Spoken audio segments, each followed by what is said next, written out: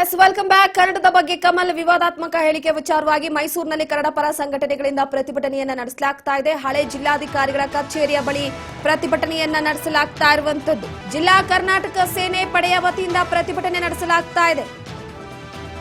ಕಮಲ್ ಹಾಸನ್ ಆ ಊರಲ್ಲಿ ನನ್ನ ಕುಟುಂಬ ಇದೆ, ಅದಕ್ಕಾಗಿ ಅವರು ಇಲ್ಲಿಗೆ ಬಂದಿದ್ದಾರೆ, ಅದಕ್ಕಾಗಿಯೇ ನಾನು ನನ್ನ ಮಾತನ್ನ ಆರಂಭಿಸುವುದಕ್ಕೂ ಮುನ್ನ ಉಸಿರೇ ತಮಿಳೇ ಅಂತ ಆರಂಭಿಸಿದ್ದೆ, ಅದರಲ್ಲಿ ತಮಿಳಿನಿಂದ ಹುಟ್ಟಿದ್ದೆ ನಿಮ್ಮ ಭಾಷೆ, ಹಾಗಾಗಿ ನೀವು ಅದರಲ್ಲೇ ಒಳಪಡ್ತೀರಾ ಅಂತ ಸ್ಟೇಜ್ ಮೇಲೆ ಹೇಳಿಕೆಯನ್ನ ಕೊಡ್ತಾರೆ. ಕನ್ನಡ ಭಾಷೆಯ ವಿಚಾರಕ್ಕೆ ಸಂಬಂಧಪಟ್ಟಂತೆ ಎಲ್ಲೋ ಒಂದು ಕಡೆ ಪದೇ ಪದೇ ಕನ್ನಡ ಭಾಷೆಯ ವಿಚಾರವಾಗಿ ನಟರುಗಳು ಕೊಡುವಂತ ಈ ಒಂದು ಹೇಳಿಕೆಗಳು ನಿಜವಾಗ್ಲೂ ಬೇಸರ ಆಗುತ್ತೆ. ಬೇರೆ ಭಾಷೆಯಲ್ಲಿ ನೆಲೆಯನ್ನ ಕಂಡುಕೊಳ್ಳದಂತ ಸಾಕಷ್ಟು ಜನ ನಟರಿಗೆ ಕನ್ನಡ ಭಾಷೆ ಅನ್ನುವಂಥದ್ದು ಅಸ್ತಿತ್ವ ಕೊಟ್ಟಿದೆ.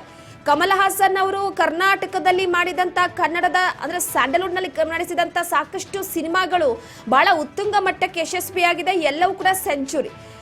ಎಕ್ಸಾಂಪಲ್ ಕೊಡ್ತಾ ಹೋಗ್ಬೇಕು ಅಂದ್ರೆ ಒಂದು ಪುಷ್ಪಕ ವಿಮಾನ ಆಗಿರ್ಬೋದು, ಮೂಕಾಭಿನಯ ಚಿತ್ರ, ಅದಾದ ನಂತರವಾಗಿ ಬೆಂಕಿಯಲ್ಲಿ ಹರಳಿದವು ಆಗಿರ್ಬೋದು, ಈ ತರ ಸಾಕಷ್ಟು ಸಿನಿಮಾಗಳನ್ನ ಕನ್ನಡದಲ್ಲಿ ಮಾಡಿದ್ದಾರೆ. ಕಮಲ್ ಹಾಸನ್ ಅವರಿಗೆ ಕರ್ನಾಟಕದಲ್ಲೂ ಕೂಡ ಅವರ ಫ್ಯಾನ್ ಬೇಸ್ ಇದೆ.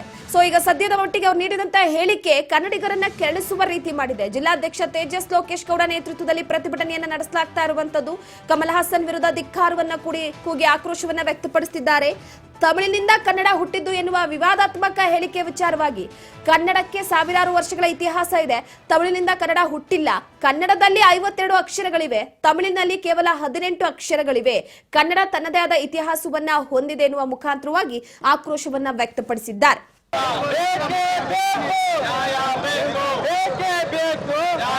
ಕಮಲ್ ಹಾಸನ್ ಕಾರ್ಯಕ್ರಮವೊಂದರಲ್ಲಿ ಕನ್ನಡದ ವಿಚಾರವಾಗಿ ಕನ್ನಡ ಭಾಷೆಯ ಬಗ್ಗೆ ಅವಹೇಳನಕಾರಿ ಹೇಳಿಕೆಯನ್ನು ನೀಡಿದ್ದಾರೆ.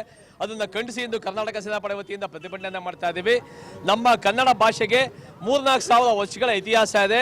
ಅದನ್ನು ಅರಿಯದೆ ಕಮಲ್ ಹಾಸನ್ ತಮಿಳಿಂದ ಕನ್ನಡ ಹುಟ್ಟಿರೋದು ಅಂತ ಹೇಳೋದು ನಿಜಕ್ಕೂ ಹಾಸ್ಯಾಸ್ಪದ ಅಂತ ಹೇಳ್ತೀನಿ. ಕಮಲ್ ಹಾಸನ್ ಅವರಿಗೆ ಬಹುಶಃ ಗೊತ್ತಿಲ್ಲ, ನಮ್ಮ ಕನ್ನಡ ಭಾಷೆಗೆ 8 ಜ್ಞಾನಪೀಠ ಪ್ರಶಸ್ತಿಗಳು ಸಿಕ್ಕಿದೆ, ನಿಮ್ಮ ತಮಿಳಿಗೆ ಸಿಕ್ಕಿದೆ, ಹಾಗೂ ನಿನ್ನೆ ತಾನೇ ಬೂಕ ಪ್ರಶಸ್ತಿ ಸಹ ನಮ್ಮ ಕನ್ನಡ ಭಾಷೆಗೆ ಸಿಕ್ಕಿದೆ. ಹಾಗೂ ನಮ್ಮ ಕನ್ನಡದಲ್ಲಿ ನಿಮಗೆ ಜ್ಞಾನ ಇದೆಯಾ? ನಮ್ಮ ಕನ್ನಡ ಭಾಷೆಯಲ್ಲಿ 52 ಅಕ್ಷರಗಳಿದೆ ಸ್ವಾಮಿ, ನಿಮ್ಮ ತಮಿಳಲ್ಲಿ ಎಷ್ಟಿದೆ? ಬರೀ 18 ಅಕ್ಷರ ಇದೆ. ನಮ್ಮಲ್ಲಿ ಕಕ್ಕ ಗಗನ ಚಚ ಜಜನ ಪಪ ಬಬ ಅಂತ ಅಷ್ಟೊಂದು ಉಚ್ಚಾರಣೆ ಮಾಡ್ತೀವಿ. ನಿಮ್ಮಲ್ಲಿ ಬರೀ ಕ ಪ ಚಾ ಬಿಟ್ರೆ ಇನ್ನೇನು ಇಲ್ಲ. ನಿಮ್ಮಲ್ಲಿ ಮಹೇಶ್ ಅಂತ ಉಚ್ಚಾರಣೆ ಆಗಲ್ಲ, ನಿಮ್ಮಲ್ಲಿ ಮಗೇಶ್ ಅಂತ ಹೇಳ್ತೀರಾ. ಅಂತಲ್ಲಿ ನೀವು ಕನ್ನಡದ ಬಗ್ಗೆ ಅವಹೇಳನಕಾರಿ ಮಾತಾಡ್ತಿದ್ರ. ಈ ಕೂಡಲೇ ನೀವು ಕನ್ನಡಿಗರ ಕ್ಷಮೆಯನ್ನು ಕೇಳಬೇಕು.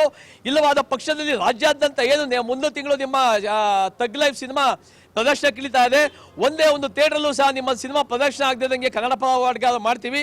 ಹಾಗೂ ನಿನ್ನೆ ಪಕ್ಕ ಇದ್ದಂಥ ಶಿವರಾಜ್ ಕುಮಾರ್ ಸಹ ಅವರ ಹೇಳಿಕೆಯನ್ನು ಖಂಡಿಸಬೇಕಿತ್ತು, ಅವ್ರು ಖಂಡಿಸಿಲ್ಲ. ಅದು ಸಹ ನಮಗೆ ದುಃಖಕರವಾದ ಸಂಗತಿ.